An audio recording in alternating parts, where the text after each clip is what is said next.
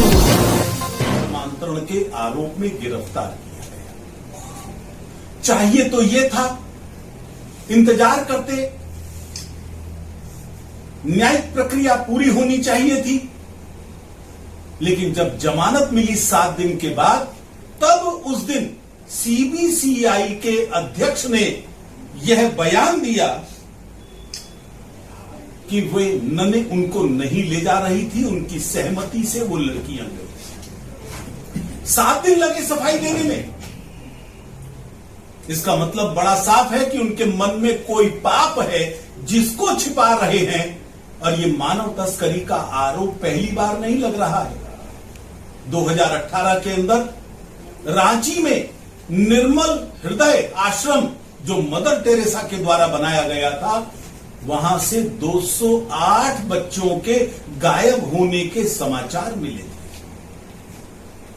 मानव तस्करी के आरोप बंगाल में भी लगे, देश के कोने कोने में लगे, न जाने कितनी जगह गर्भवती लड़कियों को लेकर जाते हैं सेवा के बहाने, और जब डिलीवरी हो जाती है वे बच्चे गायब हो जाते हैं। और जब भी इनका कोई पाप पकड़ा जाता है, यही आरोप लगाते हैं कि ये तो हिंदू संगठनों ने दबाव बनाया है, इसलिए ये सब हुआ है, और उनके पाप बार बार उजागर होते हैं।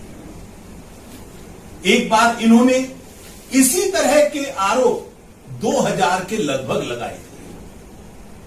संपूर्ण देश के अंदर बजरंग दल, विश्व हिंदू परिषद, राष्ट्रीय स्वयंसेवक संघ, सभी हिंदू संगठनों पर आरोप लग रहे थे। कहीं कहते थे झाबुआ में नंस के साथ बलात्कार, कहीं कह रहे थे हमारी चर्च पर हमले हो रहे हैं, कहीं आरोप लगा रहे थे हमारा क्रॉस तोड़ा गया, कहीं आरोप लगाए गए हमारी प्रार्थना सभा को खून किया गया। हम दुखी हो गए थे। उनके झूठे आरोपों को सुनते सुनते हमने उनकी सूची बनाई, और सन 2000 में ही नेशनल माइनॉरिटी कमीशन के चेयरपर्सन जस्टिस शमी, उनसे हम मिले। मैं उस समय बजरंग दल का काम करा करता था। उनको सूची दी और उनसे कहा इनकी जांच कीजिए। उन्होंने भारत के गृह मंत्रालय को वो सूची दी जांच करने के लिए, और 2002 में उस समय के रक्षा मंत्री श्री जॉर्ज फर्नांडीज ने लोकसभा में कहा चर्च के सब आरोप झूठे हैं। बजरंग दल, विश्व हिंदू परिषद का कोई हाथ इनमें नहीं है। जो नंस के विषय थे वो कुछ और थे, परस्पर सहमति के विषय थे। बदनाम हमको करते हो। मैं चर्च के लोगों को बताना चाहता हूं, भारत में धर्म की पालन की स्वतंत्रता है। आप जाइए चर्च में, कौन रोकता है? संडे प्रेयर की जगह रोज प्रेयर कीजिए, कौन रोकता है? लेकिन जबरन, धोखे से, लालच से धर्मांतरण करोगे तो हमको आपत्ति होगी। सेवा की आड़ में व्याभिचार करते हो। आखिर पंजाब का पादरी बजेंद्र सिंह, कौन से आरोप उसके ऊपर हैं? एक और जो पंजाब का पादरी था, फ्रैंको मलक्कल, उसका त्यागपत्र लिया है ना आप लोगों ने। नंस के साथ बलात्कार के आरोप थे उसके ऊपर। केरल में 4 नंस ने आत्महत्या की है इन्हीं व्याभिचारों के कारण।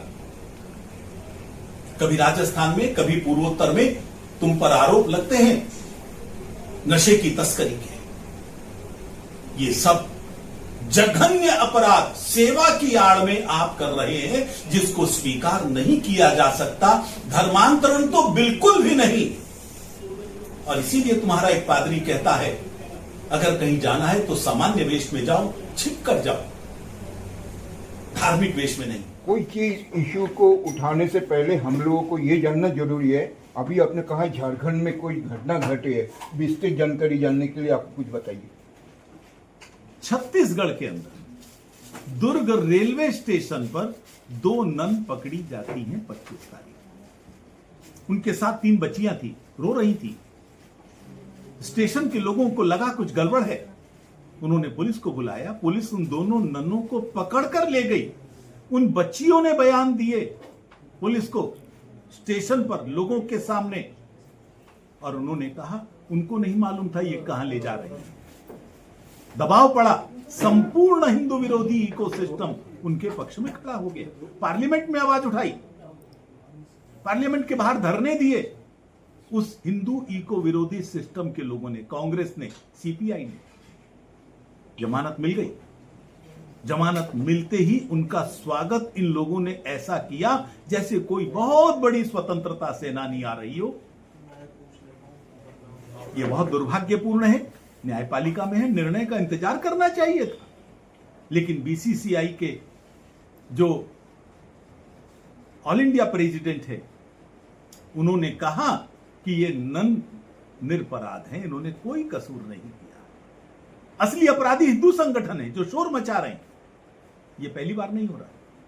जब भी चर्च का कोई पाप सामने आता है, ऐसी ही झूठी बात वो करते हैं, अपने पापों को छिपाते हैं। आज चर्च के ऊपर मानव तस्करी के आरोप कितनी ही जगह से लग रहे हैं। छत्तीसगढ़ के रांची में लगा था, 280 बच्चे गायब हुए थे। बंगाल में भी इस तरह के आरोप लगे। व्याभिचार के आरोप हैं, पंजाब के पादरी पर हैं। और पहला जो फ्रैंको था, उसको तो त्यागपत्र देना पड़ा था, उसको सजा हो गई थी। नन आत्महत्या कर रही हैं। वेटिकन से लेकर केरल तक चर्च व्याभिचार में लिप्त है। इनका चेहरा इतना काला है, इतनी कीचड़ लगी है, ये साफ नहीं कर पाएंगे। पहले भी ऐसे आरोप लगाए थे।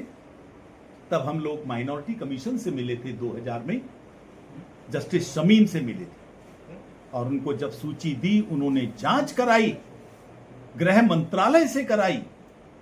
उस समय के रक्षा मंत्री जॉर्ज फर्नांडीज ने लोकसभा में कहा, ये सारे आरोप जो बजरंग दल पर लगे हैं, विश्व हिंदू परिषद पर चर्च ने लगाए हैं, ये सारे झूठे हैं।